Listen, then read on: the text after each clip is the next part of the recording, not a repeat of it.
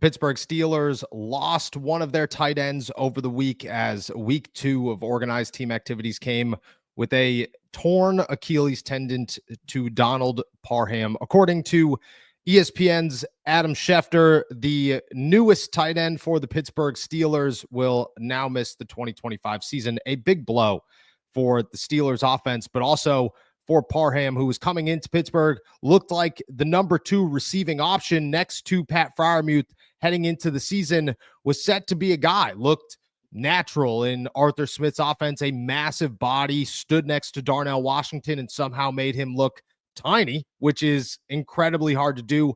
And the Steelers were looking at this season saying, we need multiple tight ends. We are going to get multiple tight ends. And how they were going to go about that was very simple. They were going to have massive bodies to run the football and then also have the ability to catch. Now you're looking at it going, the Pittsburgh Steelers could likely walk into the season with Pat Freiermuth, Darnell Washington, and Connor Hayward as their 1, 2, and 3. But it's also a very interesting situation because Jonnu Smith is a name that is floating around the Pittsburgh Steelers right now as a possible trade target.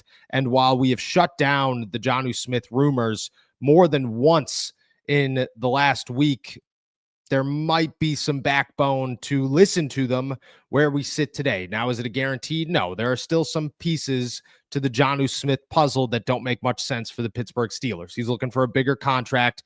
They already signed Pat Freiermuth last year. They have their receiving option in Pat, who is already underutilized, and you're going to pay him $12 million a year to be utilized less. That doesn't make much sense. But at the same time, the Steelers want receiving options. They want another offensive threat. They want someone who can come in here and help Mason Rudolph or Aaron Rodgers or whoever it is as their starting quarterback in 2025. And obviously, tight ends typically do that. They're looking at Gabe Davis, who could be an option for them to sign relatively soon, but they may also want a tight end. They don't have much cap space.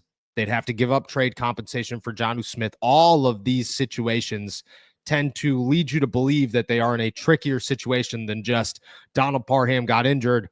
The Steelers need to make a move, but they appear ready to at least have these negotiations. Donald Parham was set to be a decently big part of the offense in 2025. Now he will miss the season, and the Steelers will look for a replacement, possibly in the Miami Dolphins tight end of Jonnu Smith.